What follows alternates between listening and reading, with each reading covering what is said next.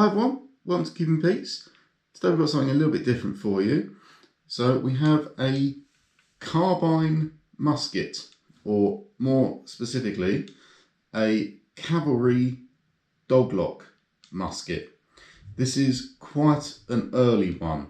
So doglocks were started to be seen in about 1703, and this one was used in the English Civil War.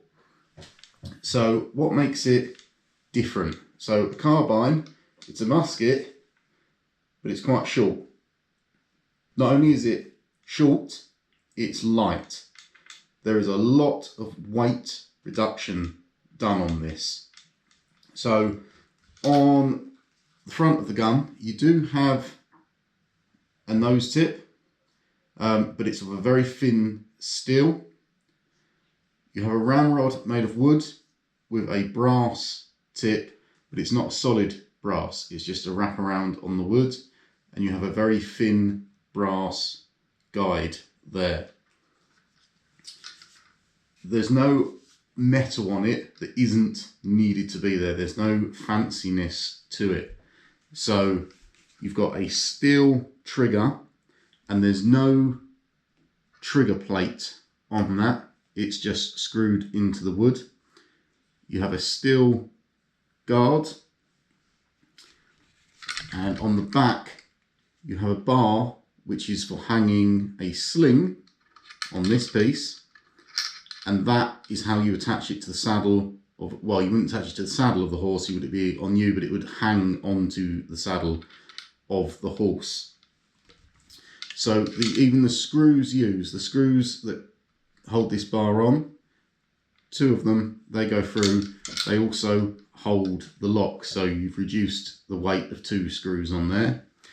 Similarly, the screw that goes in on the top, normally to hold the barrel on, they come down, but this one comes through from the bottom, so you have a dual purpose screw. It's holding the trigger guard on and going all the way through the gun and holding the barrel as well. You have an interestingly shaped stock on this, and this was to go under the arm of cavalry. So it would be under the arm, rest it on the other one as you're riding, and fire. There's no butt plate on there. That's to reduce weight again. You can still use this as a weapon. It's not going to be as effective on the ground because you haven't got the metal plate. However, if you're on horseback charging through and hit someone with that, you're still going to do some serious damage, if not fatally. So how does the dog lock work? So the dog lock is a type of safety mechanism. So before half cock and full cock were invented, to load the gun, you pull the hammer back and engage the dog. That keeps it there. It is literally the same as a safety on a modern gun. You can now pull the trigger and nothing happens. This allows you to safely prime your pan with powder and close your frizzen. You can then load the gun and have it hanging on your horse as you go into battle, knowing that this cannot go off. When you are ready to fire, you pull into full cock position and the dog naturally comes away.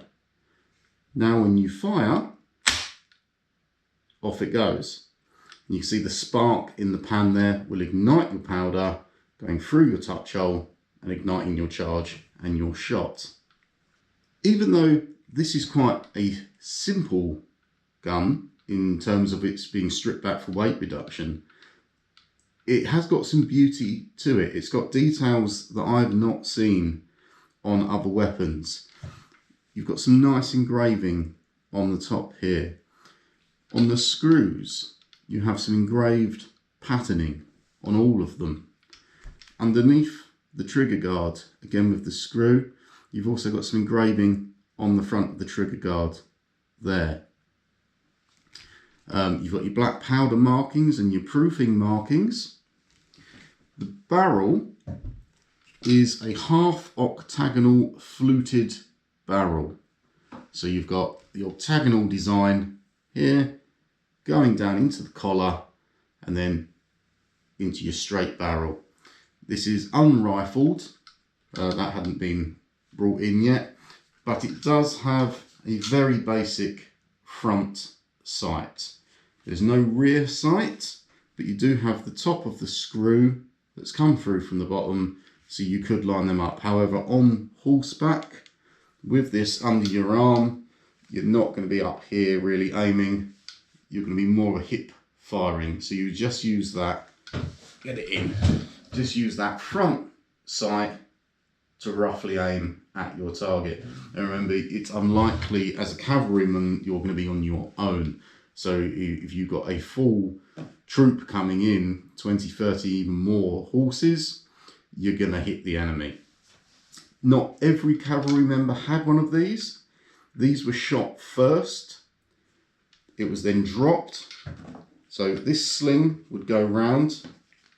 It attaches to the loop and the bar via this hook. Once you've fired your shot, you can drop the gun knowing it's just going to swing at the side of the horse. You would then have a brace of pistols, which would be one in each hand. You can then fire those. You would then draw your sword. It's a lovely piece. Once we get this out onto the battlefield, we'll do a firing video of this as well. I can't wait to do that. This is going to sound lovely. Being the shorter barrel on it, you're going to have a different report than you would from a Brown Bess or a longer musket. It will also give a much deeper sound, much louder sound than a shorter barrel, like a pistol, obviously. So I hope that's been helpful.